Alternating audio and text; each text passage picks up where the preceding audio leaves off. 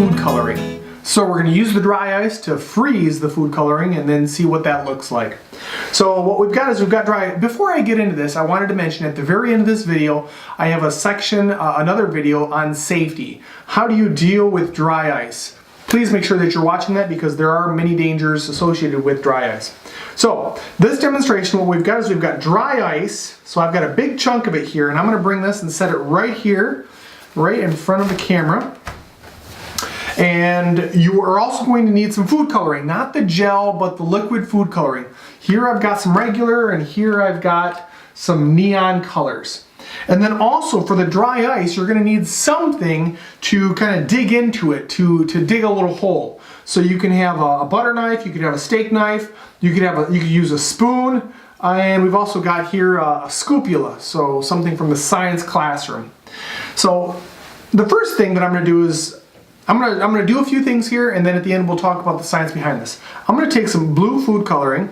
Okay, so if I'm going to do this right up here on the paper towel, as I take a drop and put it on here, obviously it drops right on there, it's liquid, it goes in. What do you think is going to happen if I put this on the dry ice? So the dry ice right now is white, this is blue, and if I put it on here, what color is it going to make the dry ice?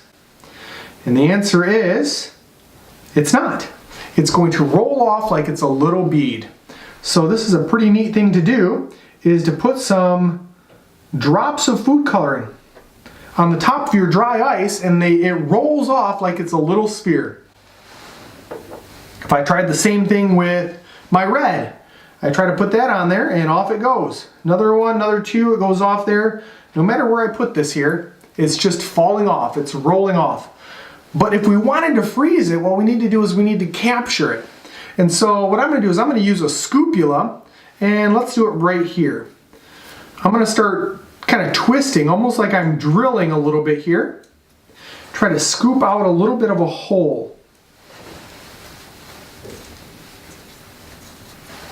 There we go. Now I've got a little indent there.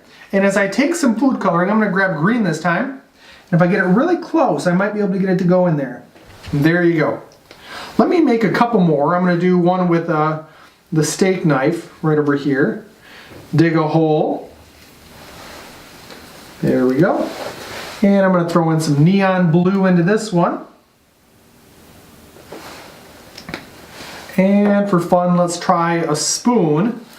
I'll try to do this over here. So here I'm having to push a little bit harder. Let's see if we hollowed that out enough. And let's go with some, I don't know what that would be, purplish pink. We'll put a couple drops in here. So we'll do a large one. All right, so in order to get the food coloring to freeze, we actually have to create a little indent for it. And then once we've got that indent, once it's in there, you let it sit in there for maybe 30 seconds, maybe a minute, and by that point it's frozen. So this first color that I did here, it just looks dark. I'm not exactly sure what color it is. I'm going to try to get this thing out. It looks green now. And I got it out and I put it in my hand, and I can pass it back and forth in my hand. It's a little sphere. Now this demonstration, I do this with students and I tell them, okay, close your hand, hold on to it. What we did by using the dry ice is we froze it so solid that we changed its molecular makeup, and it will no longer ever go back to being a liquid. And then I tell them after about 30 seconds, I say, okay, now open your hand. And they see that there's, food coloring all over their hand. Then I tell them, you can't always trust people in life. And then I start laughing, and then I tell them it'll take a few hours to get this out. So it's a little prank you can do if you'd like to. It's kind of a fun one to do. But then you're messy for a while. All right, so this same sort of thing could be done with mercury. Of course, I'm not going to work with mercury, and it's not safe to work with, but people have done this in the past. They've dug holes, they've taken liquid mercury, poured it in, it turns into a solid sphere, they grab it, they put it in their hand, and then it melts. So kind of a neat thing to do, not with mercury, but it's fun with food coloring. But you will stain your hands.